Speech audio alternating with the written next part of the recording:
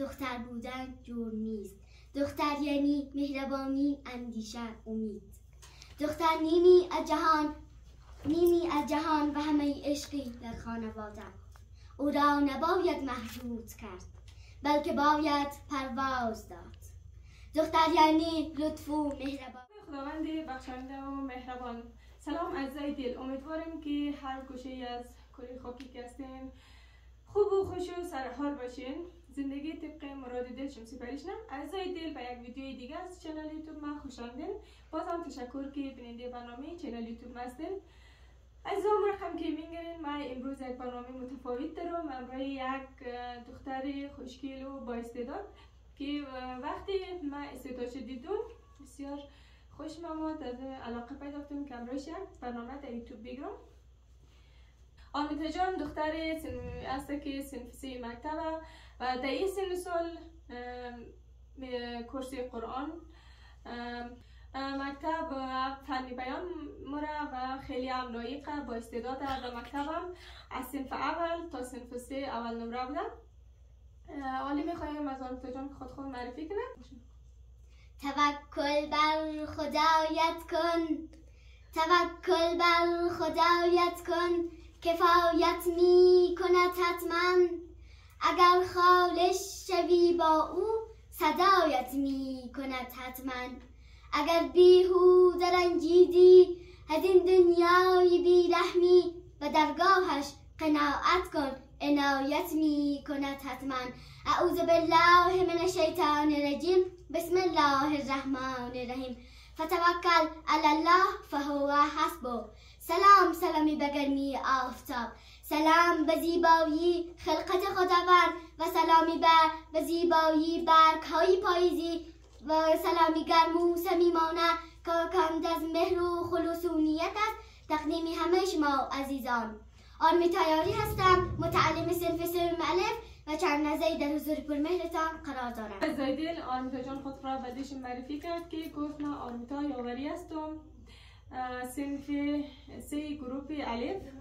دیگه آرمیتا جان امروز بعد ما میخواد که یک شعر در مورد دختر دکلمه کنه و امور رقم شما در جریان معرفیش هم دیدیم. نام خدا خیلی با استعداد و خیلی با جرأت است. دختر خیلی با استعداد و خیلی با جرأت است. با حال یک شعر کوتاه در مورد دختر از آرمیتا جان میشنویم. دختر بودن جور نیست. دختر یعنی مهربانی، اندیشه، امید. دختر نیمی از جهان و همه عشقی در خانواده. او را نباید محدود کرد، بلکه باید پرواز داد. دختر یعنی لطف و مهربانی، یعنی محبت از ته دل. دختر یعنی لطافت و قدرت و قلبی پر از مهر و بی صدا. من به دختر بودنم می نازم، چون که دختر بودن یعنی تلاش کردن در دل تاریکی، یعنی زنجیر شکستن در مقابل نمیتوانم ها. دختر بودن جور نیست. دختر بودن در دنیای امروزی نماد و الگوی تلاش ها و زحمت هاست. دختر بودن یعنی امیدوار بودن و آینده نامعلوم و دختر بودنم افتخار می کنم. آوده در شأن من چیزی به نامی نمیتوانم نیست. نام خدا. آرمیتا جان چند ساله ای؟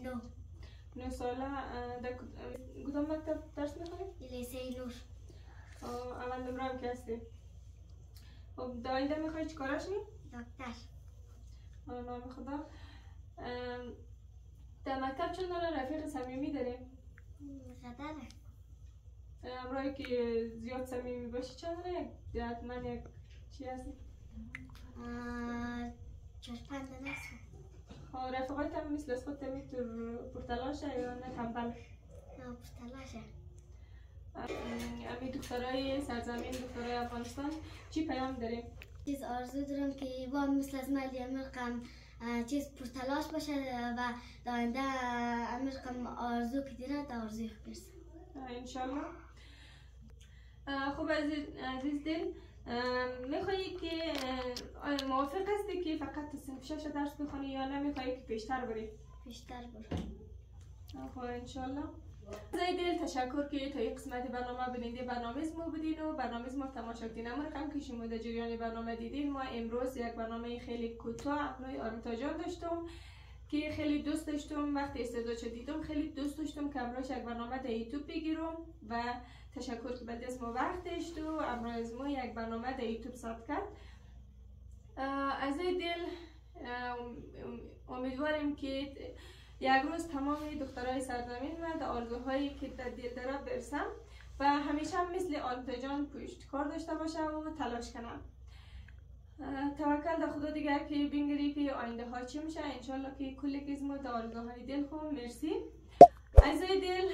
لایک، کامنت، سابسکرایب یاد نزدیکم نرم و منتظر کامنت های قشنگ شما در مورد آرمیتا جان هستم.